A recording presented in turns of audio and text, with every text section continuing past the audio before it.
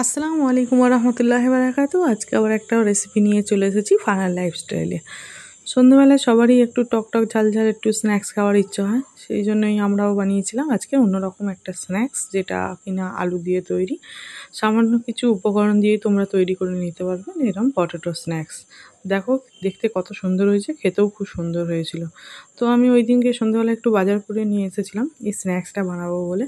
তো প্রথমে আমি 3টে আলু নিয়েছিলাম, সেগুলোকে ভালোভাবে ছিলে নিয়েছি এবং ছেলার পর এগুলোকে ভালো করে ধুয়ে ডুমো ডুমো করে কেটে নিয়েছিলাম।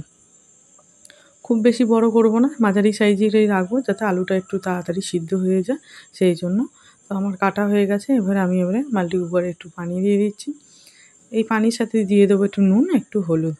তারপরে ধুয়ে রাখা আলুগুলোর মধ্যে দিয়ে কিছুক্ষণের জন্য এটা সিদ্ধ করতে দেবো। 80% সিদ্ধ করব, খুব বেশি সিদ্ধ করব না। তারপরে একটা বাটিতে নিয়ে নিচ্ছি একটু সস, টমেটো সসটা নিয়ে নিয়েছিলাম। তারপরে দিয়ে দিচ্ছি চিলি ফ্লেক্স, একটু গোলমরিচ গুঁড়ো, আর একটু দিয়ে দিচ্ছি নুন। তারপরে দিয়ে দিচ্ছি একটু সোয়া সস, একটু ভিনেগার। সবকটাকে ভালো করে একদম পেস্ট করে নেব। তারপরে এর মধ্যে দিয়ে দেবো 3 চামচের মতন আটাটা দিলে কি হবে, জিনিসের থিকনেসটা খুব সুন্দর আসবে।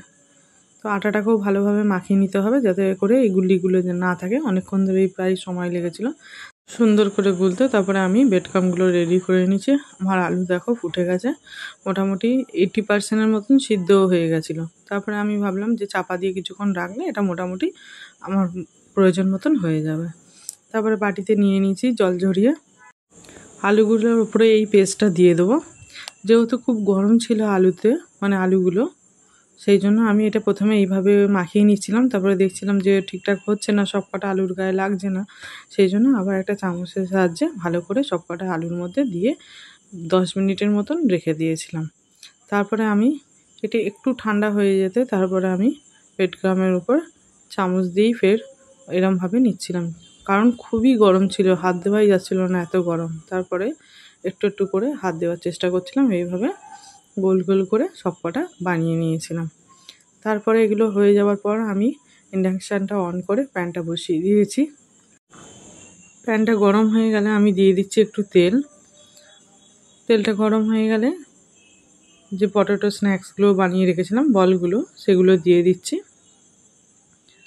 এগুলো একদম মিডিয়াম আঁচে ভাজতে হবে, নাহলে ভিতরটা সিদ্ধ হবে না বা ভালোভাবে ভাজবে না, বাইরে এটা পুড়ে যাবে। তো আমার প্যানটা বেশ ভালোই বড় ছিল, সবকটাই একেবারে হয়ে গেছিলো। মিনিট 5-এর মতন হালকা আঁচে ভেজে নিলেই তৈরি হয়ে যাবে একেবারে এই বলগুলো। দেখো আমার সবকটাই হয়ে গেছে। এবার আমি একটা প্লেটে এগুলোকে সার্ভ করে নেব। তো কেমন দেখো, ঝটপট একদম একটা সুন্দর একটা টিফিন তৈরি হয়ে গেল। ঘরে থাকা কিছু উপকরণ দিয়ে তোমরা বানিয়ে নিতে পারবেন এরকম স্ন্যাক্সটা। খেতে খুব সুন্দর হয়েছিল, বাচ্চাদের একদম মন পছন্দের একটা সন্ধ্যের খাবার। তো যারা যারা পুরো ভিডিওটা দেখছেন, পারলে আমার চ্যানেলটাকে সাবস্ক্রাইব করে লাইক দিয়ে পাশে থাকবেন। আবার দেখা হবে অন্য একটা ভিডিও নিয়ে। ততক্ষণ ভালো থাকবেন, সুস্থ থাকবেন। টাটা বন্ধুরা।